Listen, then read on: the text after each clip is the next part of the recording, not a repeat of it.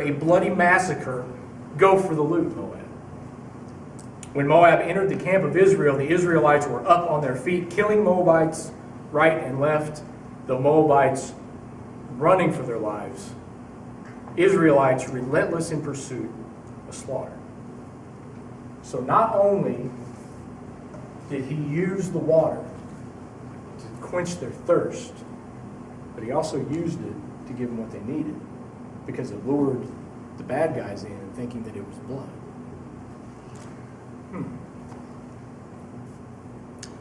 Your greatest need becomes a blessing when it drives you to depend on God. When he calls you to go dig the ditch, hey, God can give you water no matter what, but he wants to see your faith. So, you want to burn the plow? Struggle with it. Struggle with it. Dig the ditch first. Take the baby steps first. Dream big, start small. Matthew 25:23 says, the master said, well done, my good and faithful servant.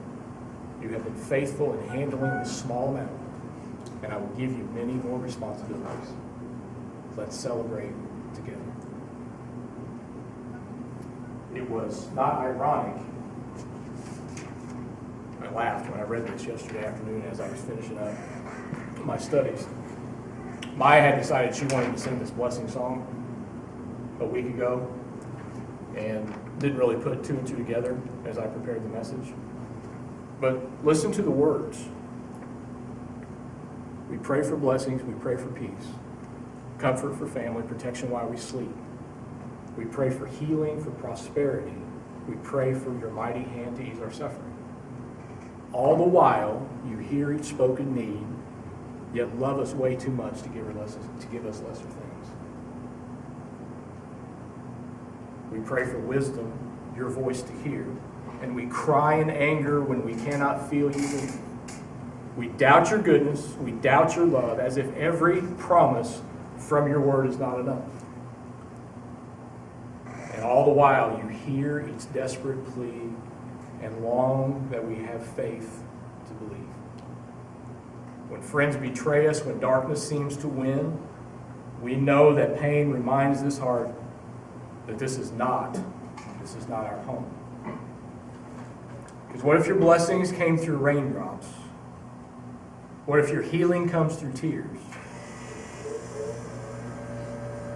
What if 1,000 sleepless nights are what it takes to know you're near?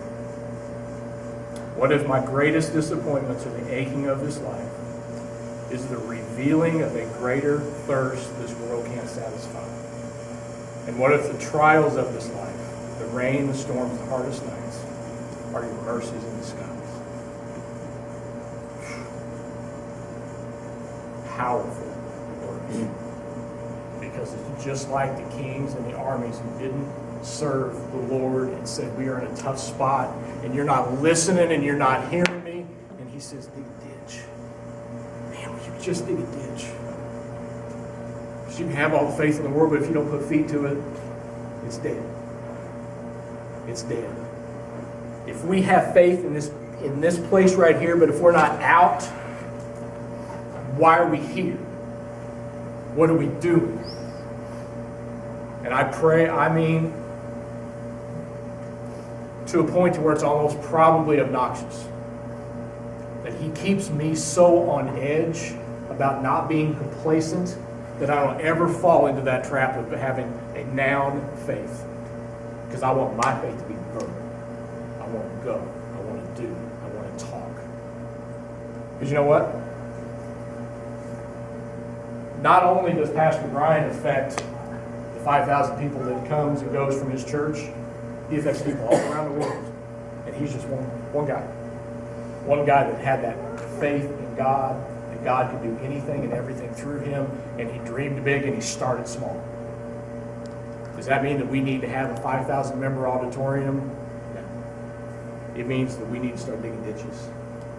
That's what it means. It means you and you and you, and you start digging ditches.